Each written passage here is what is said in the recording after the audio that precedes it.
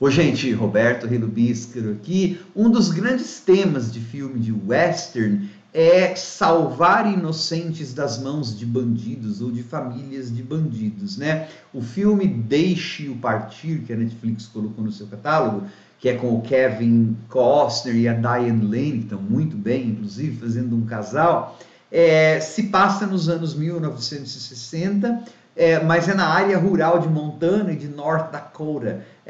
E o Kevin Costner faz um xerife aposentado, a Diane Lane é uma domadora de cavalos, eles moram na área rural. No caminho lá que eles vão depois para procurar o neto, eles encontram um índio, né, um indígena. A trilha sonora que é super linda, né, com aqueles violões, as tais Spanish guitars. É uma trilha sonora tristonha, é típica de filme de western. Então ele é, na verdade, um neo-western, tá? Filme de cowboy, filme de western, não precisa se passar só no final do século XIX, começo do século XX. Você tem os neo-westerns, pode se passar depois. Antes de falar mais sobre esse filme, que tem problema no tom, né? Ele é tonalmente meio descompassado, assim. Mas antes de falar, eu gostaria de convidá-los a se inscreverem no canal Robertando, curtir os vídeos, compartilhá-los. Agradeço bastante. Antes de tudo, eu acho que o que eu mais gostei foi a química entre a Lane e o Costner. Eles estão muito bem nos papéis, né, como veteranos. Claro, aquele papel lá de cara lacônico e assim que não deixa muitos os seus sentimentos aflorarem, o Kevin Costner faz aquilo assim no ponto morto, né? Ele faz dormindo. Mas eu acho que o primeiro ato do filme eu gostei mais do que todos os outros dois, porque é uma boa lição cinematográfica de como transmitir informação de maneira concisa e visualmente, né, sem precisar, às vezes, ficar botando colherada de informação falada na nossa goela abaixo. Porque, assim, você tem uma família que mora no campo, são dois idosos, né? A gente vai aprender depois que o Kevin Costner é um sargento, um xerife que está aposentado e tal, e eles moram com o filho, com a nora, e eles perdem o filho em um acidente de cavalo, né? Eles têm um netinho, e então tudo isso acontece muito rápido no começo do filme. A gente vai, né, quando o menino cai do cavalo, quem encontra ele é o Kevin Costner, que não. A gente vê depois em uma cena em que ele compra uma garrafa de bebida, parece que ele tem problemas com bebida. Então o filme, no começo, ele é muito discreto para dar as informações, e ele vai dando rapidinho, mas de forma visual, né? Tanto é que o problema do filme a gente vê através de uma coisa que a personagem da Diane Lane vê. Porque, assim, depois de algum tempo, de uns anos, a nora, né, a viúva então do filho deles, se casa novamente. E a Diane Lane vê o marido novo dela batendo nela e no neto. Só que na hora do casamento tem uma coisa que é bem assim, sintomática, eu achei.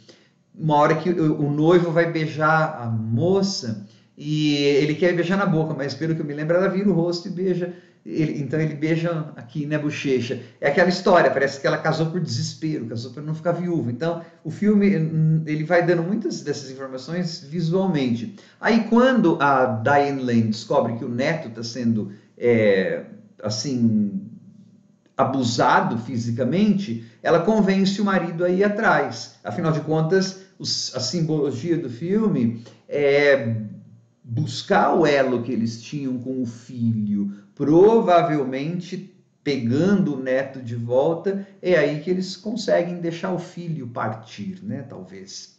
E aí, então, o segundo ato, que então é uma estrutura bem de filme de western mesmo, é esse casal procurando, né? Eles vão para Dakota do Norte para ver onde que está a nora e o neto, porque eles querem pegar de volta. Nesse caminho, então, eles descobrem um Native American, um indígena, que é uma personagem que está mal construída, assim.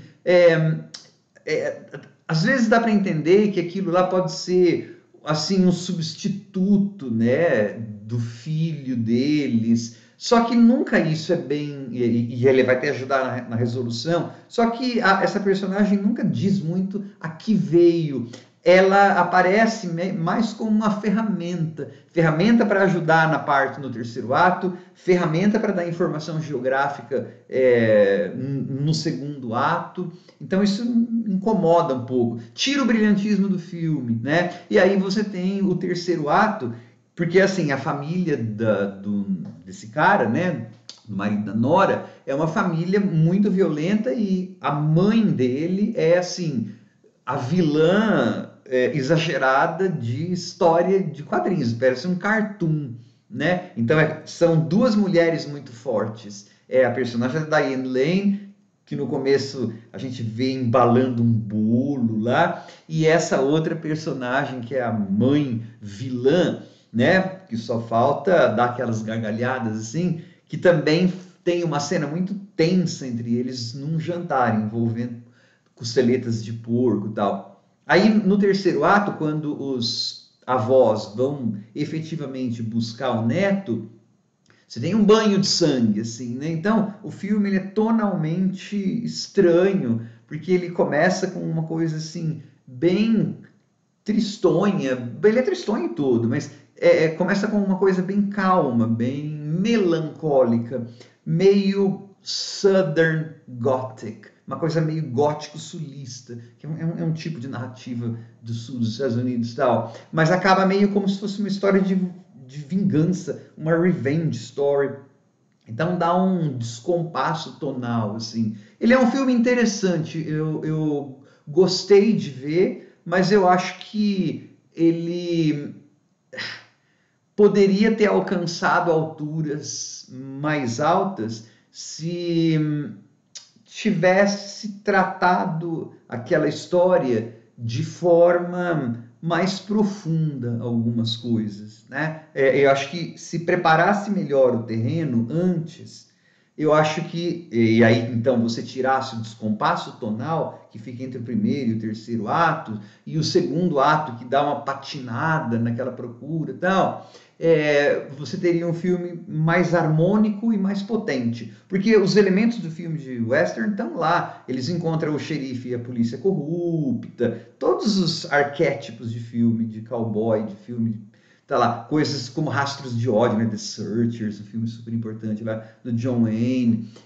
Você percebe ecos desses filmes, né? Com boas interpretações do Costner e tudo mais, da Diane Lane, tudo. Mas os probleminhas que eu apontei, né? A personagem do indígena mal situada nessa história, essa mudança tonal abrupta da melancolia para coisa da revenge e incêndio e não sei o que no terceiro ato, né? Meio de repente, assim, isso torna essa vilã, que por mais engraçada e divertida que seja, às vezes é um pouco caricata, né? De história de sei lá o que, de comic book, né, de história em quadrinho. Então, assim, ele é um filme assistível para quem curte western, mas acho que não é um grande filme, não. Mas vale para ver dois atores muito bons que conseguem papéis, né, ainda bons em uma idade em que geralmente esses atores veteranos ficam fazendo papel de vovó, alívio cômico, essas bobeiras assim. Eles não, pegaram papéis bacana, né? Então acho que vale a pena ver por isso, tá? Tchau.